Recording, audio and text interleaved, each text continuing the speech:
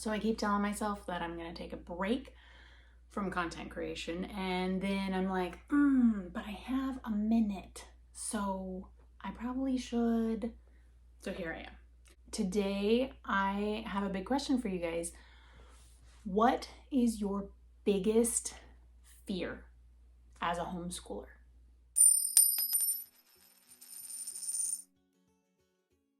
Hello everyone, my name is Melody. I am the homeschool mom of 2 in our blended family of 6.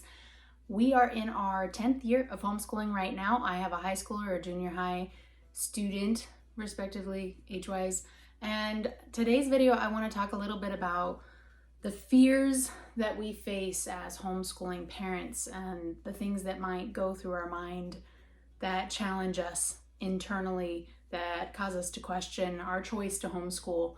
And I don't necessarily have here's how you fix it all, but I do want to talk through some ways to look at these that might help you rethink your fears. They've helped me kind of reframe things to make them a little less scary. Before we go any further, please take a second to hit that like button and subscribe to our channel. If you're interested in secular homeschooling content, this is the channel for you.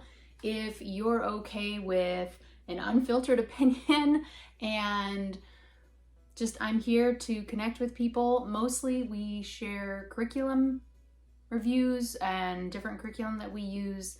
But sometimes during mid-year, like right now, February, we are just talking about life as homeschoolers and what that looks like and some of the things that we deal with.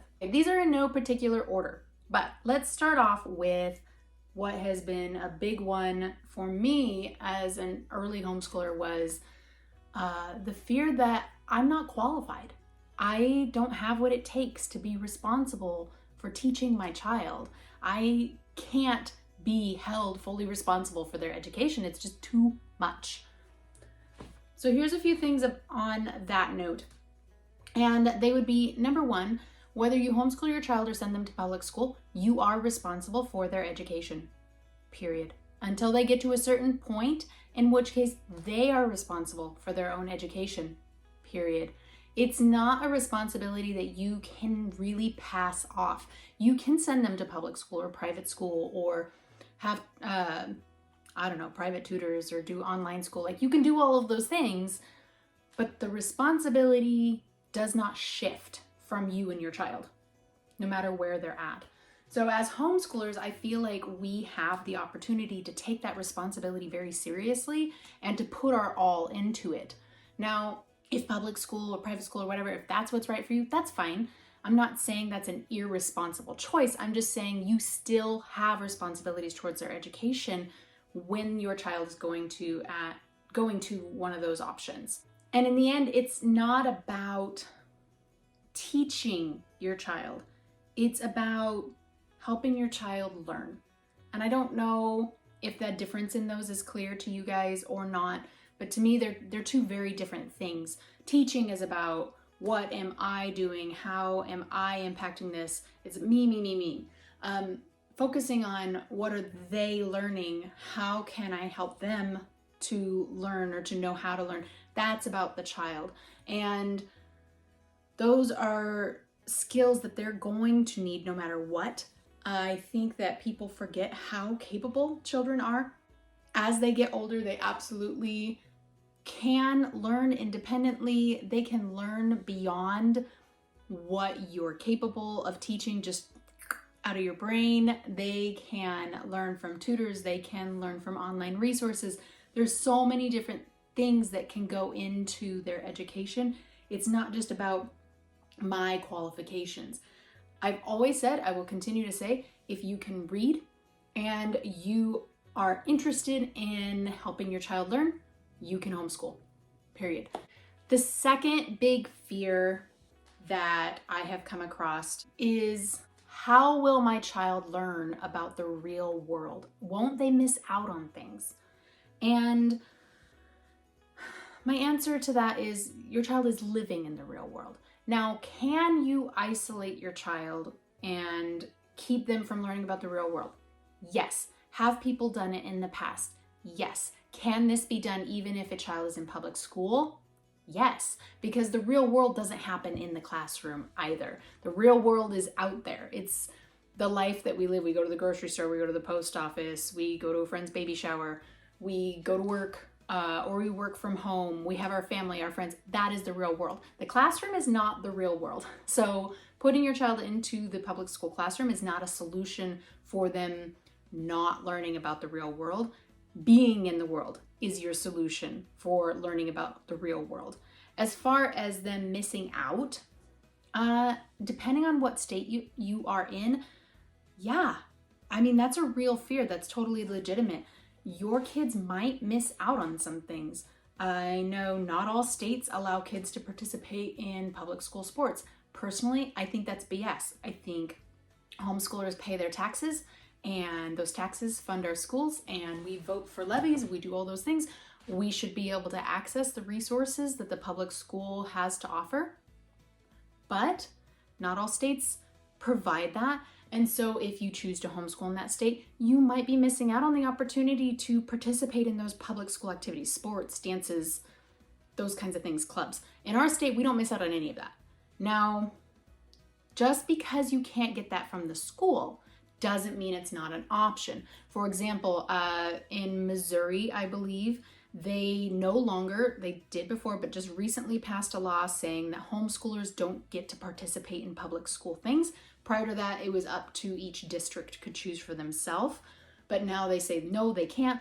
But at the same time, they started homeschool leagues so that homeschoolers could still do those things, have dances and sports and all those extracurricular fun things that we're worried about, and do it with a group of homeschoolers. It might not be as convenient. I'm not really sure how that's playing out in the real world because I don't live there, but there are still opportunities for homeschoolers to get out and do things, even if they can't do public school things. So yeah, they might miss out on some of that depending on where you're at. But the things that they're missing out on beyond the extracurriculars, sitting in a classroom for the entirety of their day and being away from their family and having homework and the bullying and the safety issues and all of those things that they're missing, thank goodness, I'm happy to be missing out on those kinds of things. And I think often we overlook the opportunities that homeschoolers have that public schoolers don't have. My kids can go and participate in things more easily than their public school peers. They're not completely drained by the end of the day. They can go do things during the middle of the day without having to miss class and get behind on anything because the classroom doesn't stop even if you're doing things. They can connect with other homeschool people, other families. They have a lot of opportunity that the public school kids don't have. So can they miss out on some things? Yes, potentially. Can a kid miss out on things by being in public school? Yes, they can. So it's kind of like this concept of missing out is a little bit strange because it's like, okay, well, what are we missing? Because not everybody is participating in everything every day. There's always something going on that somebody's choosing not to participate in. But as homeschoolers, we have a lot more flexibility in what we choose to include in our day and quite often more opportunity to do those things. For example, my kids take piano lessons and the piano teacher, she didn't have any space left. Like, she is full up. If you wanted to get lessons with her, you had to be on a wait list if you're in public school. Homeschoolers, she's got space available in the middle of the day. So the only reason my kids get to be in piano lessons is because they homeschool. If they were in public school, they'd be missing out. The next one is a big one, and I actually have an entire video dedicated to the topic of socialization and socialization scaries, the things that people are worried about. So this question isn't exactly about socialization so much as concerns that my child might be lonely or that they won't be able to make friends.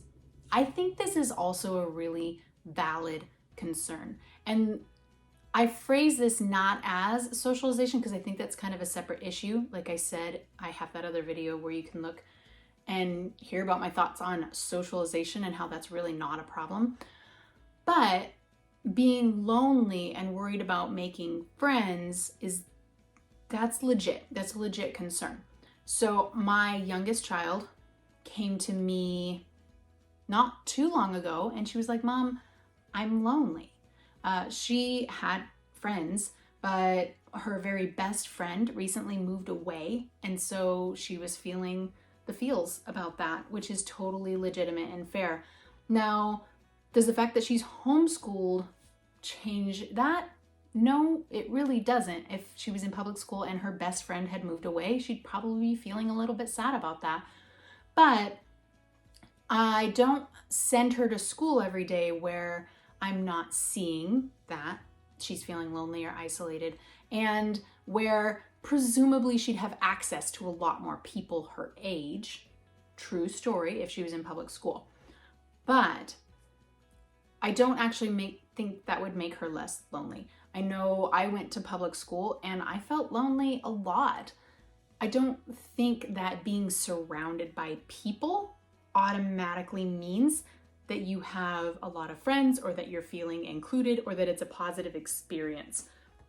Now, my older homeschooler is much more of an introvert. She doesn't care. She makes a couple friends. She's happy. She could go without seeing anybody for extended periods of time and just be on cloud nine. My younger homeschooler, she's more of an extrovert. She really feels filled up by that time with friends, and so that's important to her. So if as a homeschooler I ignored that and we just did our stuff at home and we didn't take time for other activities, that could for real be a problem. I think that it is a legitimate concern, but it doesn't have to be a problem, because as homeschoolers, part of their education is getting them out to do other things. It's not just being home all the time, which I think is a huge confusion that people have about homeschool. I think that most homeschool families get out and do social things a lot more than what people realize. And I'm being an introvert myself, and having my older homeschooler being an introvert, I have to actively put effort into getting out more than what I would naturally be inclined to do, because my youngest child's more of an extrovert. So I've had to go out and actively seek activities for her. Now she's getting old enough now that she can participate in the public school sports. So she does that for part of the year. That helps a lot. She does have other homeschool friends that she connects with. So I make a concerted effort to make sure that they have time scheduled together, because sometimes, as moms, just in general, our schedules are crazy and it's hard to be on the same path with other people and set up play dates and do things, because everybody's schedule is just packed. But I've also had to go and be like, okay, what are activities in our area? Recently, we found this really awesome group. It's like an equestrian club where she's met a handful of other kids her age, and she's getting to do horse things that she's really excited about. So it's really been a win-win. She's learning a ton. She's meeting new people. But if I didn't put in that extra bit of effort for her specifically, then loneliness is something that she would struggle with. And I think that it's important for us to acknowledge that and address it so that it can be fixed. And remember that the public school is not a quick fix for that. Putting them in public school will not automatically secure them really good friends, quality relationships, quality time with people. In fact, in our case, knowing my daughter and working in the public school, specifically the junior high, which is the school she would be in, I feel like sending her into that would be detrimental to her social and emotional well-being, because I don't know how many of you have been in the public schools lately, and I don't think this is specific to our area because we do have a really good school system here, small town, but the public school has really tanked when it comes to behavior. It's not a good situation. So putting her in that would probably make our problem worse. Number 4 is something I personally have never been scared of.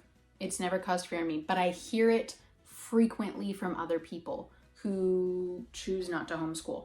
And that is, I can't be their teacher and their parent. It will ruin our relationship. This one I've not really fully grasped, because you are their teacher and their parent. You are from the day they're born. You are their first teacher. You are their most influential teacher. Everything you do and don't do is teaching your child. And so sending them to public school doesn't mean you're not their teacher. It simply means you spend less time with them. Now, of course, these people I think are speaking specifically to academics, in which case that's a very public school mindset in that, well, I can't be their teacher and their parent because they have to be separate entities that do separate things. Whereas if you have more of a homeschool mindset where everything we do is learning and we can learn together, then being the teacher and the parent, it's not separate. It's the same thing. It flows really well. It just goes together really smoothly. So I think that's kind of how people are seeing it in what I think of as more of a distorted view, if that makes sense.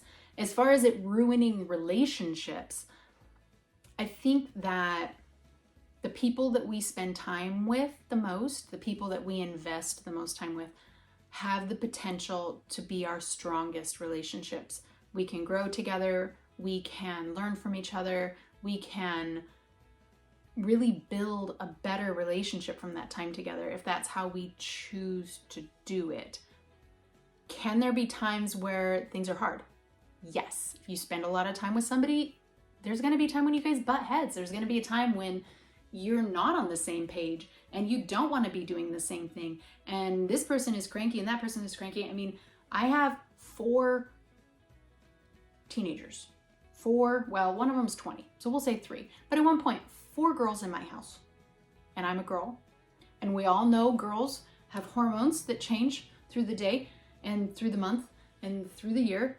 And with 4 teenage girls, and as an adult female myself, there are times in our house where we all just need to go to our separate corners and just be like, goose raba. Let it be. We'll be fine. We need our space, and that is fine. But homeschooling allows us to work through any issues that are significant enough that they need to be addressed. Whereas my public school students, we don't really have as much time for that. It's kind of a hit and a miss whether or not we have time to address those things. If we start off the morning rough, if it's a hard day, if we're fighting with each other, then they go to school and I go do my thing, and that never gets addressed unless we bring it back up later, and then it's delayed and it just isn't the same. Whereas as homeschoolers, when we have an issue, we might walk away for a second if we need to, but then we can, as soon as it's appropriate, address those issues, work through it together, and have that strengthen our relationship as opposed to weaken it. So this idea that you will only have a quality relationship with your child if you spend less time with them doesn't really make sense to me. I kind of think it's a hurtful concept. I mean, imagine telling your kid, like, I only like you if I spend less time with you. Also, if you spend more time with your children and you're the one raising them, there's a very good chance that you're going to have more influence on their behavior and on their character and who they are, and you might like them more as a result of that. Now, this last one, this is my biggest fear. This is something that goes through my head regularly. We talked about mom guilt and dealing with guilt, and this kind of wraps up into that for me is I ask myself constantly, what if I screw up? What if I'm not doing enough? What if they need more than what I'm giving them? And so this can result in me taking approaches that are not as helpful, not as productive as other approaches that don't seem as direct. So when I start worrying about what if I'm doing enough, then I get this inclination to just collect more curriculum. If I'm not doing enough, then that means we should be doing more. And that is not helpful. Having an overload will not help to encourage your child to love learning. It will not help your child to really understand and embrace and absorb the information that you're trying to share with them in the first place. So this pressure that I sometimes feel can lead me to doing that, and I really have to keep myself in check. There are times when our children do need a little bit more than what we have to offer, and that's when we come in with outside resources. That's when we look at ourselves and acknowledge, hey, my kid really, really wants to study chemistry. I know nothing about chemistry, but I can provide them with all these different resources till we find a good fit for them so that they have what they need to get the knowledge that they desire. So sometimes what I have isn't enough, but that's not dogging on me. That's just me as a human. I don't know everything about everything in the world, and I need to know when I need to bring in outside sources. Another spoiler alert, you will screw up. You will. I do. Everybody does. Perfection is an illusion. You will never have the perfect homeschool. You will never do things perfectly. You will never cover every single minute little thing exactly the way they say you should. And that's life. Like, that's gonna be life no matter what. This idea that, well, what if I screw up, or what if I don't do it perfectly? I need to send them to public school, gives the illusion that, oh, but the public school will do it perfectly. The public school will never screw up. That's not true. I think that accepting our imperfections, accepting that failure is an opportunity for growth is really the way to go on that one, and trying not to get into our heads and let that little voice that tries to bring us down do what it's trying to do. If you help them build a strong foundation and you encourage them to be lifelong learners, they will have the tools that they need to succeed. I think also when it comes to like, what if I'm not doing enough? Or what if I screw up? Think about it this way. Does your child need to master everything? If I say, I really love Jane Austen as an author, I love her books, I love the movies they've made based on her books, I love it. I think she's fabulous. Was she really good at math? I don't know. Could she play the violin? I don't know. Was she a chemist? I don't know. Did it matter? I don't know if she was a master of everything. I would say she was a master of words, and that's wonderful, and she found her niche, but she's not a master of everything. Was Einstein the master of everything? Did he write beautiful poetry? I don't know. Does anybody care?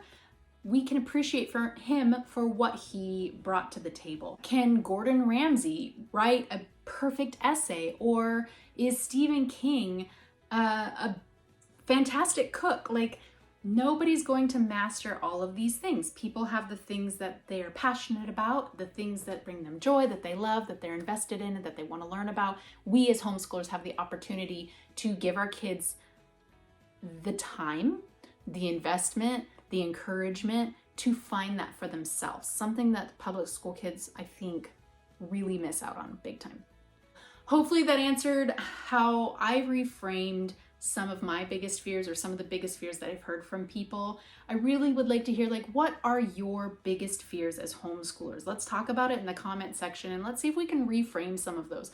Sometimes our fears are totally legit. Like, okay, that's a real fear. That's a real scary thing. That could be a real issue. In which case, let's talk about how we're going to address that issue. And sometimes those fears are just silly things that we tell ourselves, or people that don't know what they're talking about tell us, that we give too much space to. So let's find out what those are and kick them out. We don't need those. No more of that in our lives. Anyway, I keep saying I'm not going to be creating more content, but here I am creating more content, and not ever. I just mean I keep telling myself I'm going to take a break. So one of these days I'm going to take a break. Until then, I hope you enjoyed today's video, and I will catch you next time.